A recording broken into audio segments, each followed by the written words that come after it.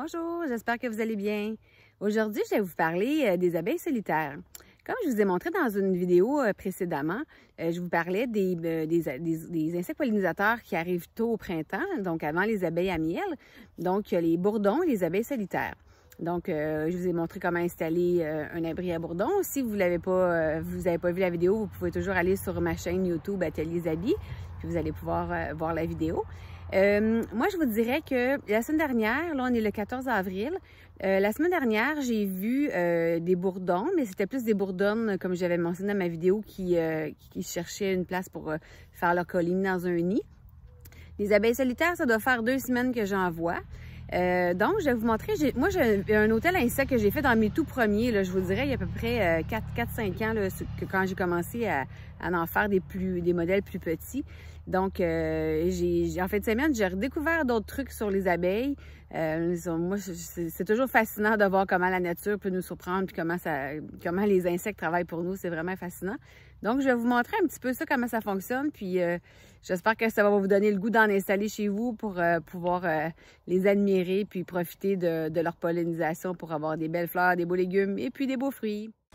Vous pouvez donc voir que les bûches, on voit les trous qui sont percés, mais ils ne sont pas remplis encore. On va voir une abeille qui va sortir d'un trou.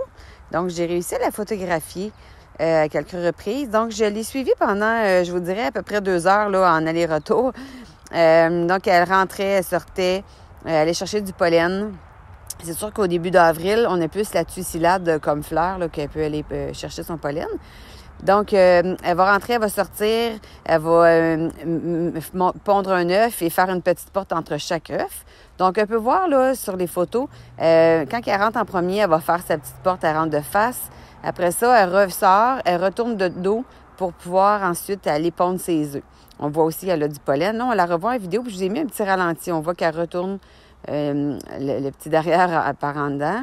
Donc, elle ressort après. Là, on peut voir que le trou est bouché. Donc, elle avait réussi à me pondre des œufs tout au long du trou. Un petit peu plus tard, plutôt plusieurs jours après, je l'ai vue que là, elle cherchait un autre endroit pour aller pondre des œufs. Donc, elle rentrait, elle ressortait. Il y a plusieurs grosseurs de trous. Elle est toujours dans la même grosseur de trou. Donc, j'ai couru à mon atelier, puis je suis allée chercher une autre bûche pour m'assurer qu'elle puisse en trouver un endroit. Donc, on va pouvoir voir la bûche. Vous voyez, elle est plus pâle parce que là, c'est une bûche neuve qui n'avait pas passé du temps dehors. Donc là, on la voit, elle rentrer dans un trou, puis on la voit un petit peu, là, elle a l'air de travailler, mais c'est sûr qu'on ne voit pas grand-chose, mais on voit quand même qu'elle est à l'intérieur du trou.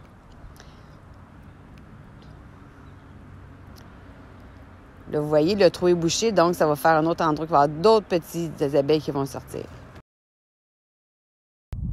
J'espère que vous avez eu autant de plaisir à regarder ces images que moi, j'ai eu à les filmer. Donc, comme je vous disais, j'ai passé plusieurs heures à la regarder, puis c'est vraiment fascinant. Donc, si vous avez le goût d'installer un hôtel à insectes à la maison, moi, je vous conseillerais d'aller visiter un de mes partenaires.